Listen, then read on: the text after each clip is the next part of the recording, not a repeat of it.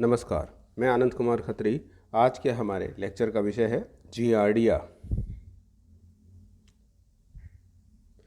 इसका वर्गीकरण: संघ प्रोटोजोआ, उपसंघ सार्कोमेस्टिगोफोरा, वर्ग मैस्टिगोफोरा, उपवर्ग जूमेस्टिगोफोरा, गण डिप्लोमनेरिडा, वंश जियार्डिया, जाति इंटेस्टाइनेलिस।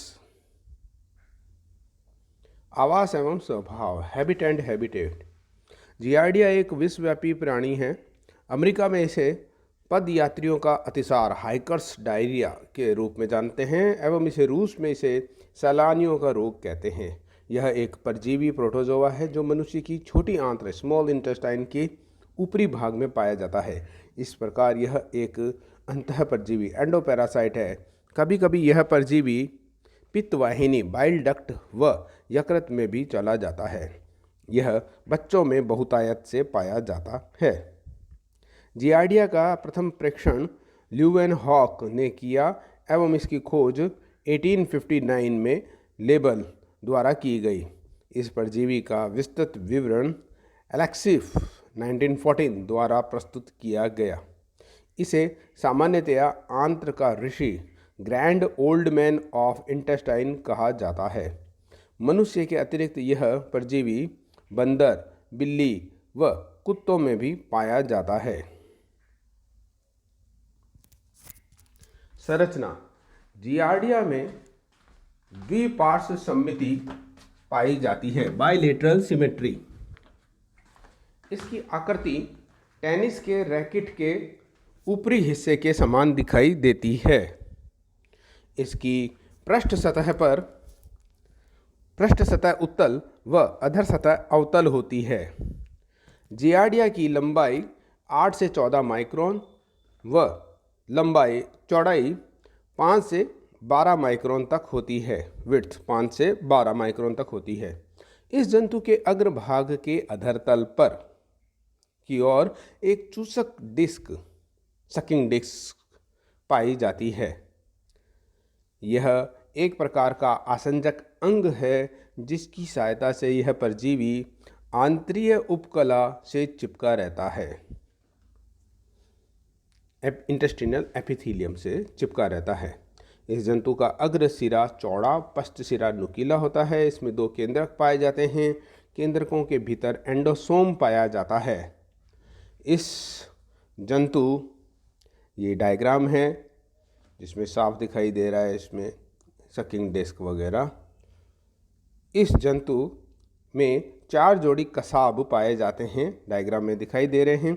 एक जोड़ी अग्र पार्श्व कसाब एंटीरियर लेटरल फ्लैजिलम और एक जोड़ी पश्च पार्श्व कसाब पोस्टीरियर लेटरल फ्लैजिलम और एक जोड़ी पुच्छीय कसाब कॉर्डल फ्लैजिलम एवं एक जोड़ी अधर कसाब वेंट्रल फ्लैजिला पाए जाते हैं। इस जंतु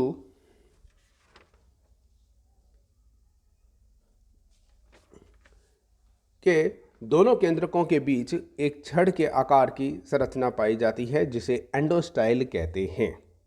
डिस्क के नीचे एक गहरी अभिरंजित रचना पाई जाती है जिसे परिआधारीय काय पैराबैसल बॉडी कहते हैं। जीवन चक्र: जियार्डिया में एक परपोषी जीवन चक्र मोनोजेनेटिक लाइफ साइकिल पाया जाता है। मोनोजेनेटिक जीवन चक्र या एक परपोषी जीवन चक्र जिसमें वो एक ही जंतु में अपना संपूर्ण जीवन व्यतीत करता है, उसे मोनोजेनेटिक लाइफ साइकिल कहा जाता है। इसके जीवन चक्र का अध्ययन निम्न चरणों में किया जा सकता है।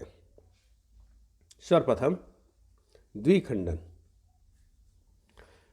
जियार्डिया द्विखंडन द्वारा जनन करता है।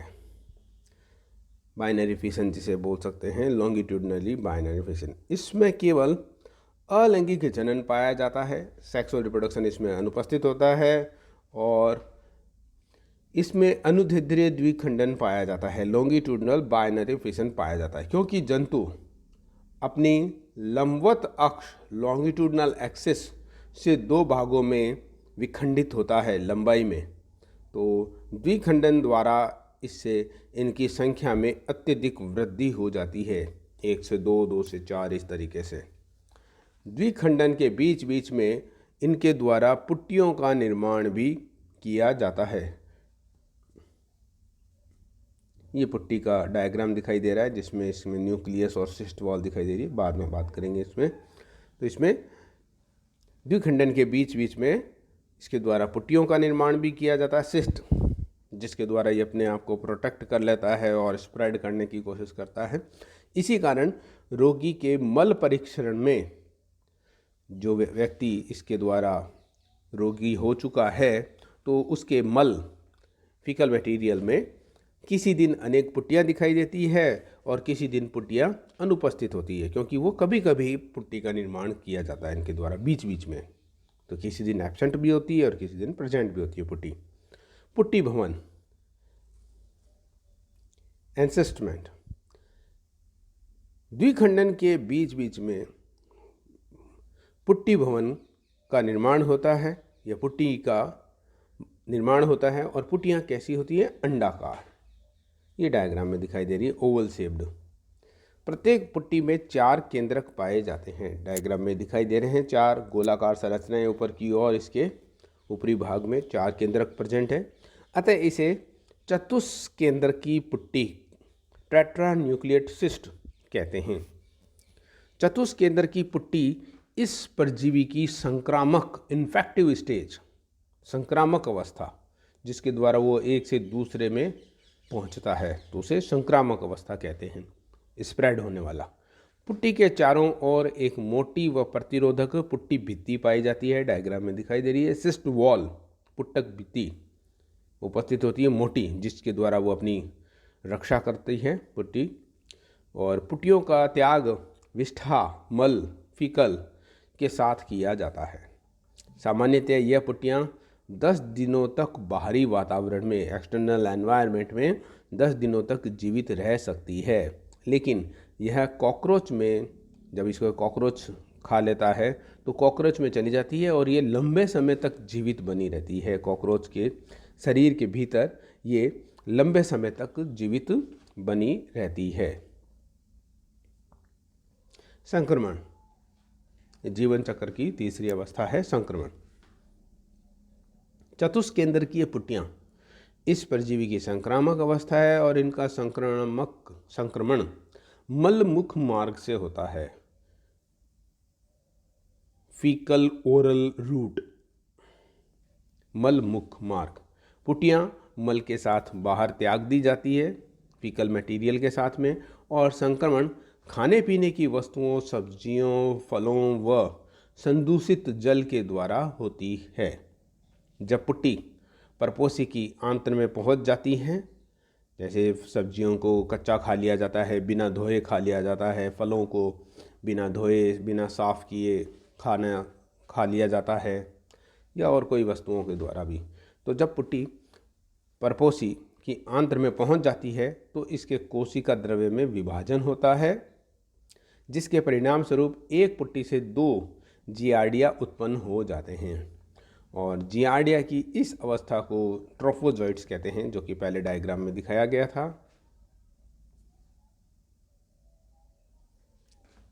ये इसकी लाइफ साइकिल दिखाई गई है, जिसमें वो ट्रोफोजोइट्स जियार्डिया दिखाई दे रहा है, जिसमें फ्लैजिला वगैरह दिखाई दे रहे हैं, कसाब वगैरह। उसके बाद में ये आंत्र में वृद्धि करता है द्विखंडन द्वारा, बाइनरी फिशन के द्वारा, और बीच बीच में इसके द्वारा सिस्ट का फॉर्मेशन भी हो रहा है, जो सिस्ट दिखाई दे रही है। और सिस्ट फीकल मटेरियल के साथ बाहर आ जाती है, और जब ये फीकल मटेरियल के साथ में किसी फूड के साथ में संक्रमित फूड को खा लिया जाता है तो उसके द्वारा दूसरे मनुष्य में पहुंच जाती है। वहाँ इस सिस्ट के अंदर डिवीजन होता है और उसे द्विकेंद्र की अवस्था प्राप्त होती है, और फिर ये अनेक जियार्डिया को जन्म देती है। और ये जियार्डिया इसके ऊपर अटैच दिखाई दे रहे हैं। ये एपिथेलियल सेल्स दिखाई दे रही है इंटेस्टाइन की ऊपरी भाग में जो दिखाई दे रहा है, और उसके ऊपर ये जियार्डिया अटैच हुए हुए दिखाई दे रहे हैं। तो ये इसकी लाइफ साइकिल दिखाई गई है संक्रमण की। रोगजनकता, पैथोजेनेसिटी। जियार्डिया के अग्रभाग के अधर पर स्थित चूषण डिस्क की सहायता से आंतरीय उपकला के साथ चिपके रहते हैं, जैसा डायग्राम में दिखाई दे रहा है ऊपरी ऊपर। आंतरीय भाग में आंतरीय उपकला कोशिका एपिथेलियल सेल्स के साथ में चिपके रहते हैं। इसके परिणाम स्वरूप आंत्र से अवशोषण की क्रिया बाधित होती है। एब्जॉर्प्शन प्रोसेस जो होती है वो एब्रप्ट हो जाती है। सर्वाधिक प्रभाव इसमें से वसा के अवशोषण पर पड़ता है और विटामिन ए, डी, ई एवं के वसा में घुलनशील होते हैं एवं इनका अवशोषण भी वसा के माध्यम से ही होता है। वसाओं के अवशोषण घटने के कारण इन विटामिनों का अवशोषण भी घट जाता है। अब आंत्र में वसा की मात्रा बढ़ने लग जाती है, जिसके परिणाम स्वरूप रोगी को, जो पेशेंट होता है, उसे प्रवाहिका या डायरिया, दस्ते लगना जिसे कहते हैं, प्रारंभ हो जाता है। पीले रंग का मल त्याग होने लगता है। वसा उसके साथ में होती है, इसलिए पीले रंग का मल त्याग होने लगता है एवं मल के साथ श्लेष्मा का त्याग भी होता है। इस रोगी में एलर्जिक डर्मेटाइटिस उत्पन्न हो जाता है। रोगी का पेट में दर्द होता है, सिर दर्द होता है और उसे अनेक दूसरी बीमारियां भी लग जाती है। कभी कभी रोगी को कब्ज की शिकायत भी रहती है, कॉन्स्टिपेशन की शिकायत भी रहती है। डायग्नोसिस या निदान। इस परजीवी की उपस्थिति मल परीक्षण में सिस्ट या ट्रोफोजोइड को देख करके की जा सकती है। सूक्ष्मदर्शी से उसका निरीक्षण किया जाता है, जिसमें उसकी सिस्ट फीकल मटेरियल में या ट्रोफोजोइड अवस्था दिखाई दे जाती है। इसके जीवन चक्र का अध्ययन से पता चलता है कि द्विविभाजन के बीच बीच में यह पुट्टी का निर्माण करता है। अतः एक दिन मल में पुट्टी मिल जाती है, दूसरे दिन नहीं भी मिलती है, तो अतः 2 या 3 दिन तक मल की जांच करनी चाहिए। बचाव। इस रोग के बचाव हेतु निम्न उपाय किए जाने चाहिए। खुले स्थानों पर शौच नहीं करना चाहिए। फीकल मटेरियल का त्याग नहीं करना चाहिए। खाने पीने की वस्तुओं को मक्खियों व कॉकरोच के संपर्क में आने नहीं देना चाहिए, अर्थात उसे ढक करके रखना चाहिए, क्योंकि मक्खियों व कॉकरोच की सहायता से पुट्टियाँ उन्हें संदूषित, इन्फेक्टेड कर देती हैं। और फलों व कच्ची सब्जियों को लाल दवा द्वारा भली भांति धोकर और फिर सुखा करके उन्हें काम में लेना चाहिए। व्यक्ति स्वयं के द्वारा भी संक्रमण ग्रहण कर सकता है। जैसे नाखून बड़े बड़े हो जाते हैं तो उसमें पुट्टी फंसी हुई रह सकती है, तो उनके द्वारा जब वो भोजन किया जाता है तो वो भोजन के साथ में वापस मनुष्य के भीतर प्रवेश कर सकती है। तो इसलिए नाखून काट करके भी रहना चाहिए। Personal hygienic. उपचार, ट्रीटमेंट। जियार्डिया रोग के उपचार हेतु अमीबीय पेचिस में प्रयुक्त होने वाली औषधियों का उपयोग किया जा सकता है। यह औषधियाँ मेट्रोनिडाजोल द्वारा निर्मित होती है। एटेब्रिन व एक्रेनिल औषधियाँ विशेष लाभकारी होती है। इनके उपचार हेतु क्लोरोक्विन का भी उपयोग किया जाता है। धन्यवाद।